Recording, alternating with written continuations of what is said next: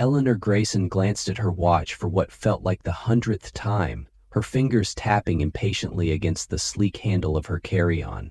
The tiny airport in Nebraska was a far cry from the polished chaos of O'Hare or JFK. Scuffed linoleum floors, a single coffee stand with a broken sign, and a gate agent who looked like she'd rather be anywhere else. Outside, rain streaked the windows in lazy, relentless patterns. And Elle's stomach tightened. She was supposed to be on a plane to Chicago right now, 38 years old and the CEO of Grayson Innovations, a tech empire built on artificial intelligence. Tomorrow morning, she had a presentation that could lock in a $5 billion contract, her biggest yet. And now she was stuck. "I'm sorry, ma'am," the gate agent said, her voice flat as she scrolled through her screen. "The storm's grounded everything. Next flight's tomorrow at 9. 9? Elle's tone was sharp, her gray eyes narrowing. "That's too late. I need to be in Chicago by dawn. Isn't there anything else?" The agent shrugged, unfazed. "Not unless you've got a private jet stashed somewhere. Weather's a mess all the way to Iowa." Elle stepped back from the counter, her heels clicking hard against the floor. This was a disaster. She pulled out her phone, scrolling through options with the efficiency of a woman who'd built a company from nothing. Rental cars? Booked solid. Private charters? None within 3 hours. She could feel the tension coiling in her chest, the kind that usually meant she'd snap at someone soon. She hated being out of control. Hated it more than anything. As she paced toward the exit, muttering under her breath, something or someone crashed into her.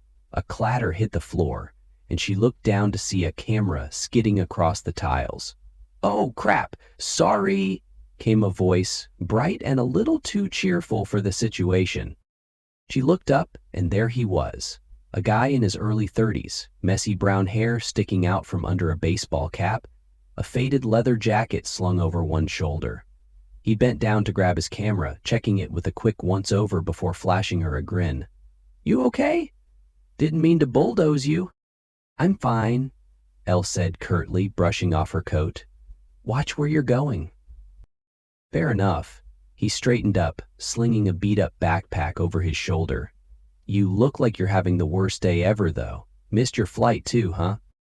She didn't want to answer, didn't want to engage, but the words slipped out anyway. "Yes, and it's a problem." "Tell me about it," he said, leaning against the wall like they were old friends. "I'm supposed to get some photos to a gallery in Chicago by tomorrow night.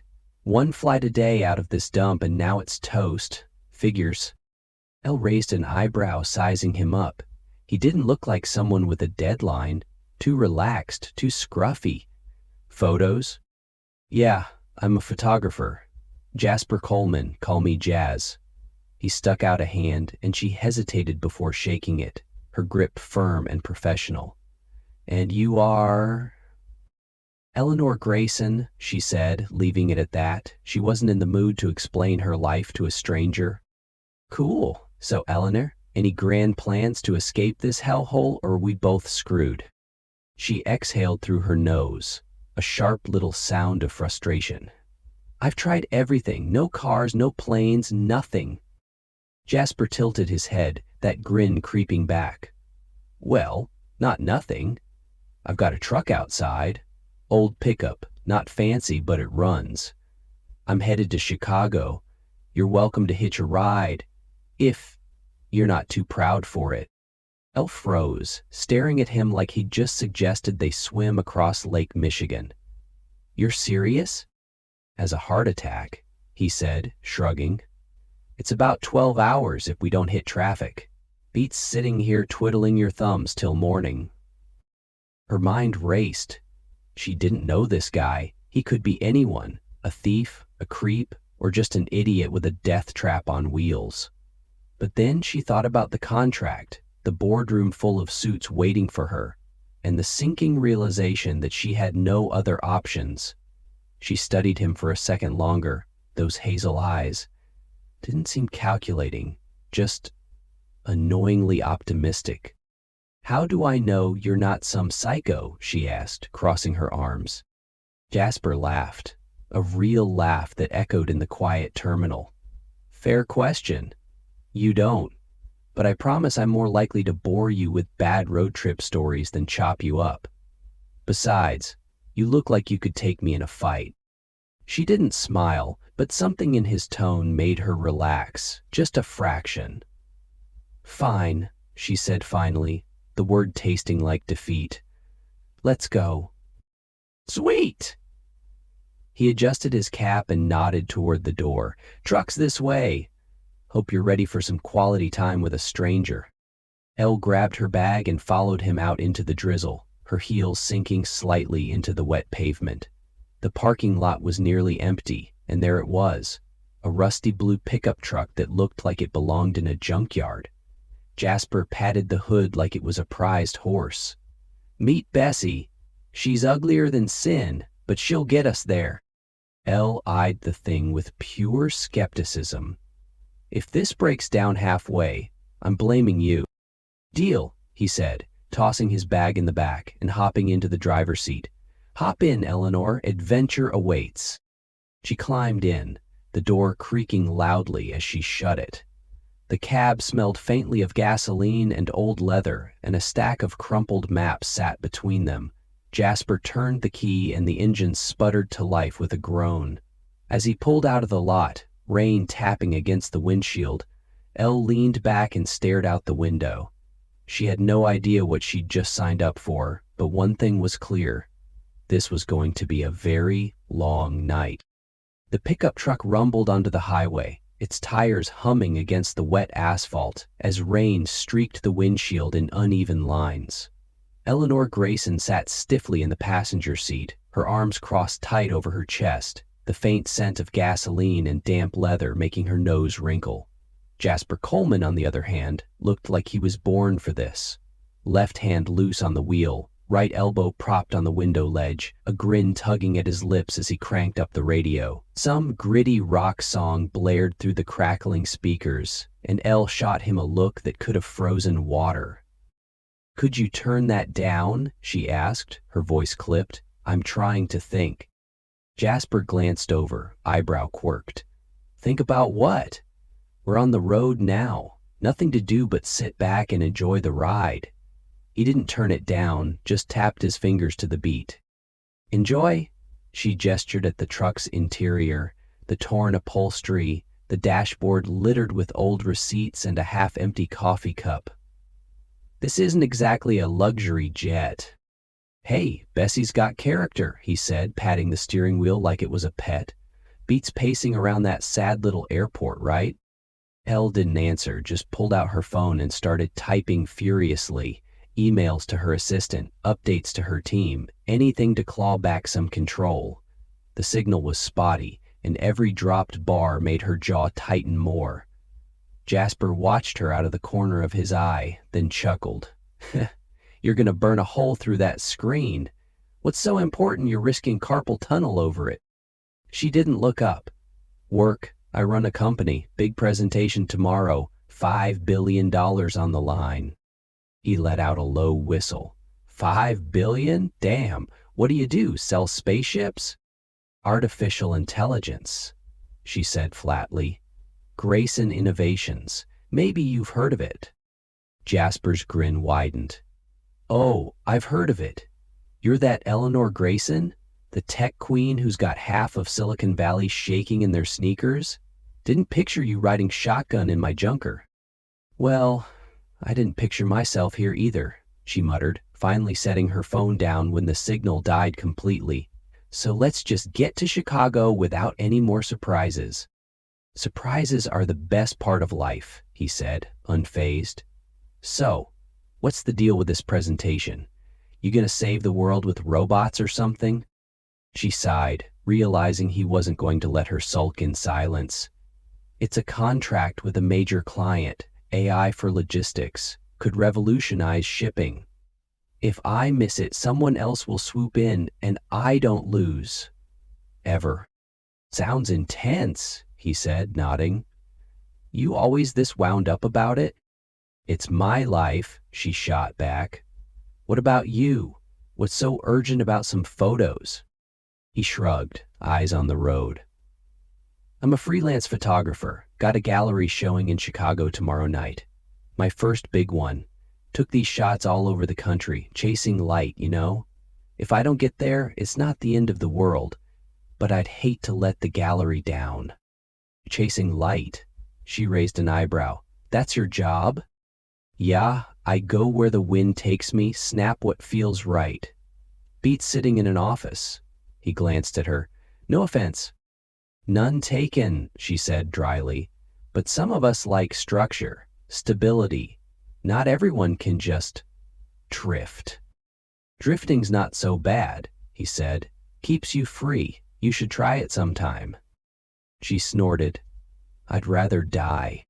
He laughed, a big, honest sound that filled the cab, and she hated how it almost made her smile.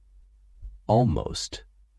The highway stretched ahead, endless and gray under the drizzle, and for a while they settled into an uneasy quiet, the radio playing softer now.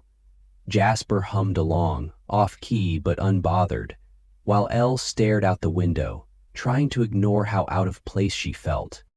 About an hour in, he pulled off at a gas station, a dingy little place with flickering lights and a single pump.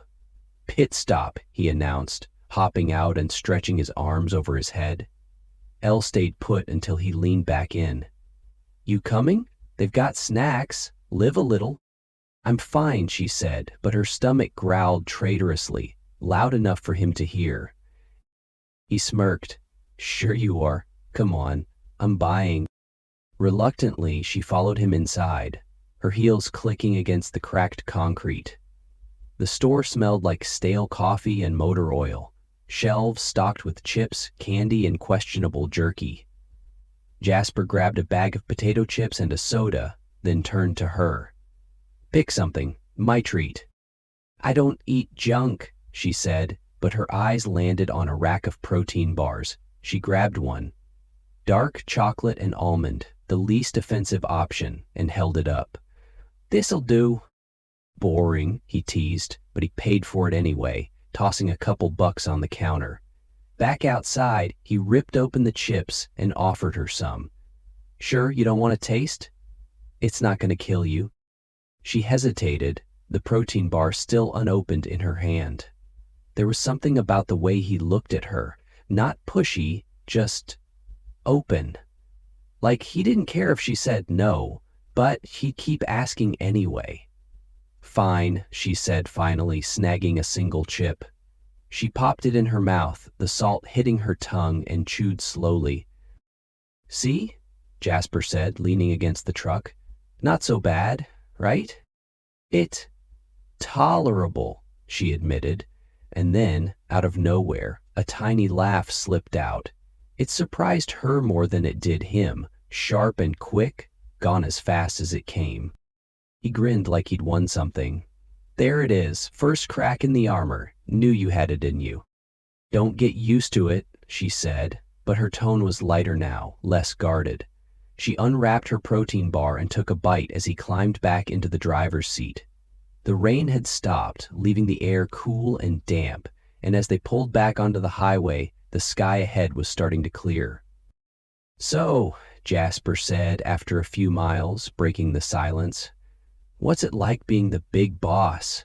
Everyone bowing down to you, calling you ma'am. It's not like that, she said, though she knew it kind of was. It's pressure. Constant. You don't get to mess up when people depend on you. Sounds lonely, he said, and there was no pity in it, just an observation. She didn't respond, just looked out at the fields blurring past. Lonely. She hadn't thought about it that way in years, maybe ever. She was too busy winning, too busy building, but now, in this beat-up truck with a stranger who didn't care about her title, that word lingered. What about you? She asked, turning it back on him. No pressure chasing your light? Oh, there's pressure, he said. Just different. Mine's about not letting myself down. No one's waiting for me to fail. but I'd know if I did." She nodded, almost understanding. "That's brave, in a way." "Or stupid," he said with a laugh. "Take your pick." For the first time, she didn't argue. The road stretched on, and as the miles ticked by, she felt something shift. Just a little. The stiffness in her shoulders eased, and she didn't mind the hum of the engine or the faint crackle of the radio quite as much. Jasper wasn't so bad, she'd decided. Annoying, sure, but not bad. The highway stretched into the night, a ribbon of black cutting through endless fields, the only light coming from the pickup's flickering headlights and a sky full of stars. Eleanor Grayson had stopped checking her phone an hour ago, 0 bars, no point. And now she just watched the world slip by, the hum of the engine blending with Jasper's occasional humming. He'd turned the radio down after she'd stopped complaining, a small victory she didn't acknowledge out loud. The air coming through the cracked window was cool, carrying the earthy scent of damp grass, and for once, Elle didn't mind the quiet. Jasper tapped the steering wheel absently, then glanced over. "You're awfully chill over there. Did the chips put you in a coma, or are you plotting my murder?" She smirked, just a flicker of a smile. "I'm conserving energy. 12 hours is a long time to deal with you." "Fair," he said, laughing softly. "But we're making good time. Figured we'd stop soon, stretch our legs, breathe something that's not truck air. You in?" She shrugged. "If it gets me out of this seat, sure." A few miles later, he pulled off onto a gravel side road, the truck bouncing over ruts until they reached a wide open field. The stars were unreal out here. No city glow to drown them out, just a sprawling mess of light against the dark. Jasper killed the engine and hopped out, grabbing a folding chair from the truck bed and setting it up with a flourish. "Welcome to the best view in Nebraska," he said, plopping down and kicking his legs out. Elle stepped out more cautiously, her heels sinking into the soft ground. She grimaced, kicking them off and leaving them by the truck. Barefoot, she felt the cool grass under her toes, something she hadn't done since she was a kid, and it was weirdly grounding. Jasper patted the ground next to him. "Sit. The chair's yours if you want it, but the grass is comfier." She hesitated, then lowered herself onto the field, keeping a careful distance. "This isn't exactly my scene," she said, brushing a strand of hair out of her face. "I don't stargaze." "You're missing out," he replied, leaning back on his hands. "Look up. Tell me that's not worth a few minutes." She tilted her head back, and he was right. The sky was alive, a chaos of constellations she couldn't name. It hit her how long it had been since she'd stopped to look at anything that wasn't a screen or a spreadsheet. "Okay," she admitted, "it's nice." High praise from the tech queen, he teased, then went quiet, letting the night settle around them. After a minute, he spoke again, softer this time. "So, Elena, Elle, right? What's your story beyond the billion-dollar deals?" She tensed, not used to personal questions. "Why do you want to know?" "Because we've got hours to kill," he said simply. "And you don't strike me as the type who chats about the weather." "Humor me." She exhaled, staring up at the stars like they'd give her an out. "Fine. I grew up in Boston. Strict parents, big expectations. I wanted to be an artist, painting mostly, oils and canvases, that kind of thing. But my dad said it was a waste of time, pushed me into business school instead. I was good at it, so I stuck with it. Built Grayson Innovations from scratch. That's the story." Jasper nodded, taking it in. "An artist, huh? Ever sneak back to it? Doodle in the margins of your fancy contracts?" "No," she said, a little too fast. "No time. And it's not practical. Art doesn't pay for private jets." "Maybe not," he said, "but it sounds like it paid for something else back then. What'd you love about it?" She hadn't thought about that in years, and the question caught her off guard. "The freedom, I guess. No rules. Just me and the colors. But freedom doesn't build empires." He didn't argue, just let her words hang there. Then he shifted, his voice dropping. My turn, I suppose.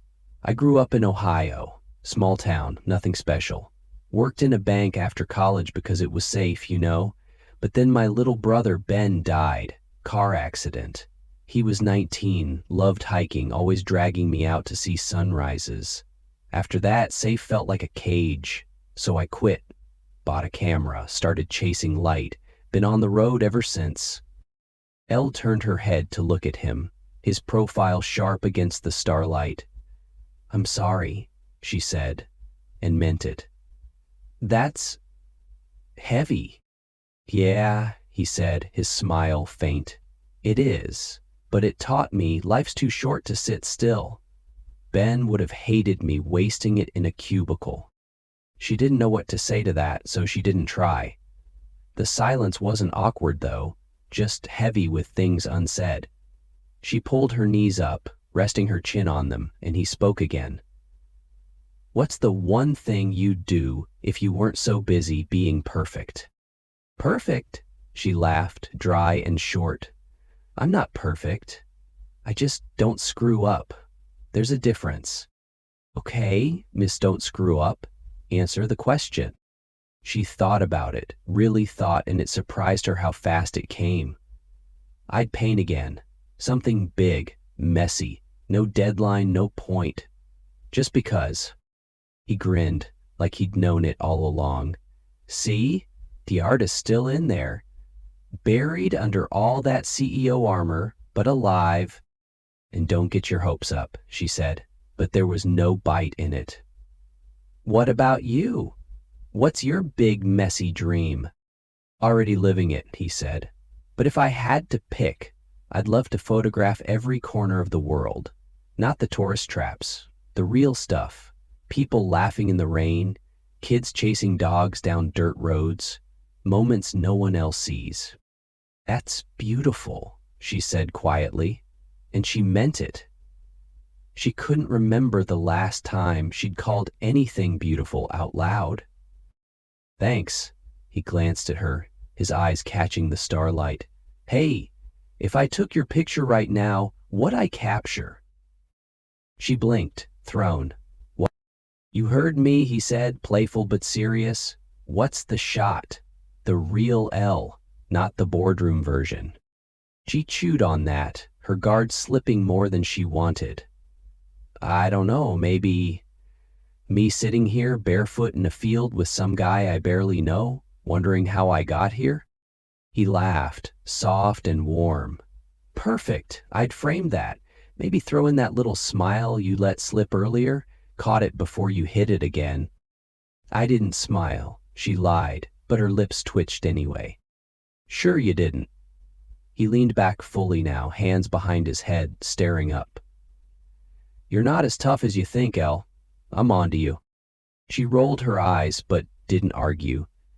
The night pressed in, cool and vast, and she found herself relaxing into it, the tension in her shoulders melting away. They stayed like that for a while, the stars above and the quiet between them, and it felt good. Eventually he sat up, brushing grass off his jacket.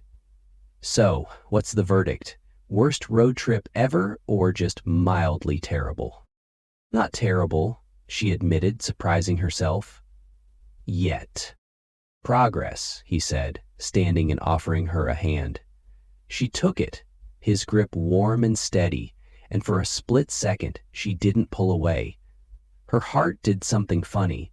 Nothing big, just a quick stutter. And she let go fast, brushing it off. Back to the road? She asked, grabbing her shoes. Back to the road, he agreed, folding up the chair. But don't think I'm letting you off easy. Next stop, I'm getting the full Elle Grayson origin story. Good luck with that, she said, climbing into the truck. But as he started the engine and the headlights cut through the dark, she couldn't shake the feeling that he might actually get it out of her. And worse, she might not mind. The sky was just starting to lighten, a soft gray creeping over the horizon as the pickup truck rolled closer to Chicago. Eleanor Grayson rubbed her eyes, the hours of driving and talking catching up to her. She dozed off somewhere around midnight, waking to find Jasper still humming quietly, one hand on the wheel, the other drumming against his knee. The cab felt smaller now, warmer, like the space between them had shrunk without her noticing. She didn't hate it, and that unsettled her more than she cared to admit.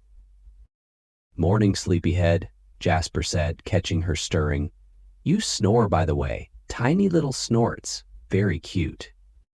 "I do not," she snapped, sitting up straighter, but her cheeks warmed despite herself. "How far are we?" "About an hour out," he said, nodding at the road. "Thought we'd grab coffee first. I'm running on fumes, and you look like you could use a jolt, too." She didn't argue.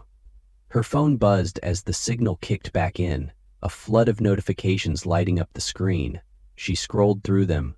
Emails, texts, a missed call from her assistant Tara. "Fine," she said, distracted. "Coffee sounds good." He pulled into a roadside diner a few miles later, a squat little place with peeling paint and a neon sign that flickered, "Open 24/7. The air smelled like fried eggs and burnt toast as they slid into a booth by the window. Jasper ordered black coffee and a muffin. Elle got an espresso, no sugar. While they waited, she dialed Tara, her stomach nodding as the call connected. "Elle, thank God," Tara's voice crackled through. "Where are you? The client's antsy, and I just got wind of something weird with the contract." "What kind of weird?" Elle asked, her tone sharpening. Jasper glanced up from tearing his muffin apart, but she barely noticed. "They're hiding numbers," Tara said.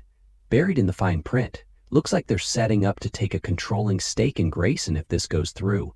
I'm digging deeper, but you need to be here." Elle's grip tightened on the phone, her mind racing. "You're kidding me. I've been working on this for months. How did we miss this?" "We didn't," Tara said. "They slipped it in last minute. I'm so sorry, Elle. Can you make it?" "I'm an hour out," she said, her voice tight. "Send me everything you've got. I'll figure it out." She hung up, slamming the phone down harder than she meant to. Jasper raised an eyebrow, sipping his coffee. "Bad news?" "The worst," she muttered, running a hand through her hair. "My deal's imploding. Someone's trying to screw me over and I'm stuck in the middle of nowhere instead of fixing it." "Hey, you're not in nowhere anymore," he said, leaning forward. "You're almost there.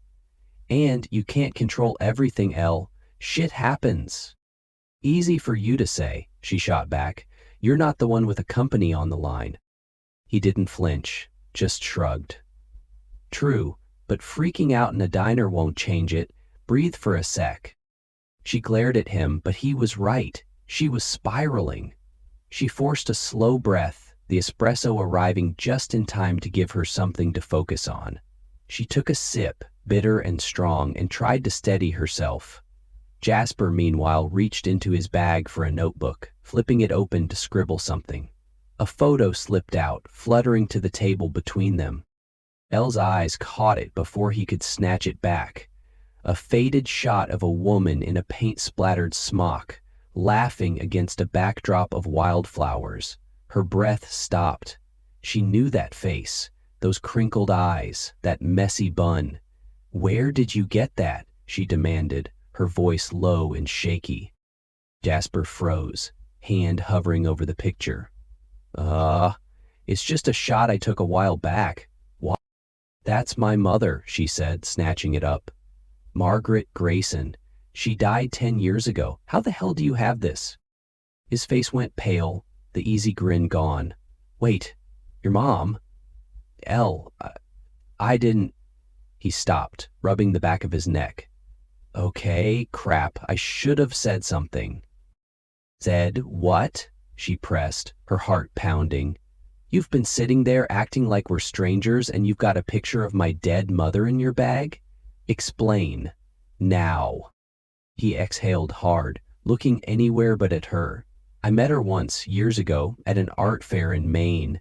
I was just starting out, snapping random stuff, and she was there selling paintings. We talked for like an hour, about light, color, how to see the world. She was incredible." Gave me this whole pep talk about following my gut. I took that photo because she looked so alive, you know? I didn't know she was your mom until last night, when you talked about painting. The name clicked, but I didn't want to freak you out." Elle stared at him, the photo trembling in her hand. "You didn't think to tell me? You've been driving me around with this secret the whole time?" "I didn't know how to bring it up," he said, voice rising. "It's not like I planned this, Elle. I wasn't digging into your life. I just kept the picture because she meant something to me. I'm sorry." "Sorry doesn't cut it," she snapped, shoving the photo back at him. "You should have said something the second you realized. What else are you hiding?" "Nothing," he said, earnest now. "I swear. I'm not some stalker. I'm just a guy who met a cool woman once and kept her picture. I didn't mean to hurt you." She stood up, grabbing her bag. "I need air." She stormed out of the diner, the bell jingling harshly behind her. The morning air hit her like a slap, cold and sharp, and she paced the gravel lot, her mind a mess. Her mom, her messy, vibrant mom who'd painted until cancer took her, had crossed paths with Jasper. It felt like a betrayal, like he'd stolen something private. But then she remembered his face in there, the guilt in his eyes, and her anger faltered. He hadn't lied, not really, just held back. The diner door creaked and Jasper stepped out, hands in his pockets. "Elle, listen. I screwed up. I should have told you. But I'm not the enemy here. I've been straight with you otherwise." She turned, arms crossed tight. "Why do you keep it, that photo?" "Because she changed me," he said quietly. "That day she told me to stop waiting for permission to live. I quit my job a week later. She's why I'm here, why I'm me. I didn't know she was gone until now." Elle swallowed, her throat tight. She could hear her mom's voice in that brash, fearless, always pushing. "She'd have liked you," she said finally, almost a whisper. "She loved people who took risks." Jasper managed a small smile. "Good to know." He paused. "You okay?" "No," she said, honest for once. "But I will be. I need you to drive me the rest of the way. I can't do this alone right now." He nodded, no hesitation. "I've got you." She didn't say anything else, just climbed back into the truck, the photo still burning in her mind. As he started the engine, she looked at him. Really looked, and saw something new. Not just the carefree photographer, but a guy carrying his own ghosts. And somehow, that made her want to stay, even if she didn't know why yet. The Chicago skyline loomed ahead, a jagged silhouette against the pale morning sky, as the pickup truck rattled over the final stretch of highway. Eleanor Grayson sat quieter than usual, her fingers tracing the edge of her phone, the photo of her mom still echoing in her head. Jasper Coleman kept his eyes on the road, the silence between them thick but not heavy, just full of things neither of them knew how to say yet. The city grew closer, and with it the pull of her old life, the boardroom, the contract, the chaos she'd left behind. But right now, none of it felt as urgent as it should have. Jasper broke the quiet first, his voice low. "Where am I dropping you? Office? Hotel?" Elle hesitated, the question catching her off guard. She'd planned to dive straight into damage control, call Tara, face the client. But something in her chest tightened at the thought of stepping out of this truck and letting this, whatever it was, end. "Not yet," she said, surprising herself. "Where's your gallery thing?" He glanced over, eyebrows lifting. "The showing? It's downtown, little place off Michigan Avenue. Why?" "Take me there," she said, firm but soft. "I want to see it." He didn't argue, just nodded and flicked the blinker, weaving through early traffic. "Didn't peg you for the art crowd," he said, a faint grin tugging at his lips. "Thought you'd be sprinting to save your empire." "I still might," she replied. "But I need this first." She didn't explain why. Couldn't, really. But he didn't push. They pulled up to a small gallery 20 minutes later, a brick storefront with wide windows and a handwritten sign, Jasper Coleman, Chasing Light. Inside, the space buzzed with a handful of early visitors, gallery staff arranging frames, a couple of buyers sipping coffee. Jasper grabbed his portfolio from the truck bed, and Elle followed him in, her heels clicking against the hardwood. The walls were lined with photos, a fisherman casting nets at dawn, a kid jumping puddles in a storm, a woman dancing barefoot on a pier. Raw, alive, messy. She stopped at each one, her breath catching a little. "These are yours?" she asked, though she knew the answer. "Yeah," he said, setting his bag down. "Years of wandering. This is the first time they're all in one place." She moved to the next frame, and there it was, the photo of her mom. Margaret Grayson, midlife, paint streaking her cheek, wildflowers framing her like a halo. Below it, a small card read, "To the woman who told me to live, Maine, 2013. Elle's throat tightened, her fingers brushing the glass. "You put her up," she said, almost a whisper. "Had to," Jasper said, stepping beside her. "She's the start of it all. Didn't know she was yours until yesterday, but I'm glad you're here to see it." She turned to him, eyes shimmering. "I yelled at you for this. I'm sorry." "Don't be," he said, his voice steady. "You were right to be mad. I should have told you sooner." She shook her head, a small laugh escaping, sharp and shaky. "No, it's perfect. She'd have loved this. Loved you, probably." He smiled, soft and real. "I'd have liked her too." For a moment they just stood there, the photo between them like a bridge. Then Elle stepped back, wiping her eyes quick before anyone noticed. "Show me the rest," she said. "I want to see all of it." He did. They walked the gallery together, Jasper pointing out shots he loved, stories behind them spilling out easy, how he'd waited hours for the right light, how he'd nearly fallen off a cliff for one frame. Elle listened, really listened, and felt something loosen inside her, something she'd kept locked tight for years. When they reached the end, a blank spot on the wall, he grinned. "Saving that one for tonight, got a new shot in mind." "What is it?" she asked, curious despite herself. "You'll see," he said, cryptic but warm, "if you stick around." She didn't answer, just let the invitation hang there. Her phone buzzed. Tara again, but she silenced it. "I need to handle my mess," she said, finally. "But I'll come back. Promise." "Deal," he said, and she believed him. She left the gallery and checked into a boutique hotel nearby, showering off the road and pulling on a fresh suit. Tara met her there, files in hand, and they tore through the contract mess together. It was bad, worse than she'd thought, but Elle was sharper than ever, fueled by something new. By noon, she'd renegotiated terms over a tense call, turning the tables on the client and saving Grace Innovations. Tara stared at her after, stunned. "You're a machine, Elle. How'd you pull that off after no sleep?" "Adrenaline," she lied, but it wasn't just that. It was Jasper, the road, her mom's laugh in that photo. She felt alive in a way she hadn't in years. That night, she slipped into a simple black dress and walked back to the gallery. The place was packed now. Soft jazz playing, wine glasses clinking, people murmuring over Jasper's work.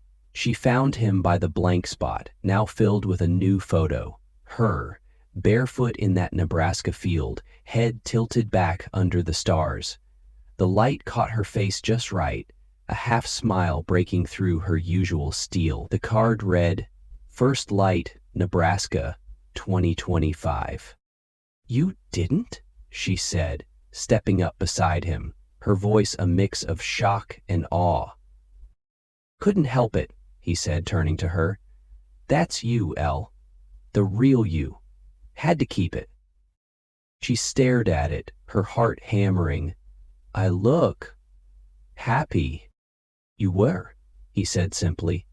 "For a second, anyway." She met his eyes, and the room faded. The chatter, the lights, all of it. He stepped closer, close enough that she could smell the faint cedar on his jacket, and her breath hitched. "Jasper," she started, but he cut her off. "Don't say anything smart," he murmured, his hand brushing hers. "Just stay." She didn't pull away. Instead, she leaned in, slow and deliberate, and kissed him. It was soft at first, then deeper, like something breaking open.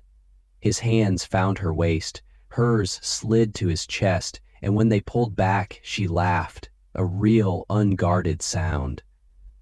"I don't kiss strangers," she said, breathless. "Good thing I'm not one anymore," he replied, grinning. The night blurred after that, talking, laughing, stealing glances over wine. She didn't check her phone once. Months later, she stood on the rooftop of her Chicago penthouse, the city glittering below. Jasper had moved in weeks ago, his camera gear scattered across her once pristine space, and she loved the mess of it. Tonight, he'd set up a table for two, candles flickering, jazz drifting from a speaker. "What's this?" she asked, raising an eyebrow as he pulled her close. "Something big," he said, and her stomach flipped. He stepped back, fishing a small box from his pocket, and dropped to one knee. Her breath caught as he opened it.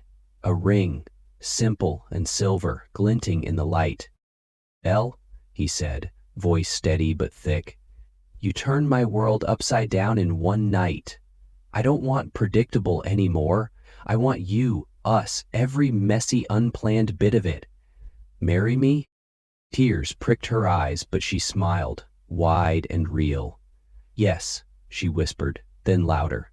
"Yes, Jasper, 1,000 times, yes." He slid the ring on, standing to pull her into his arms, and she kissed him hard, the city sprawling endless around them.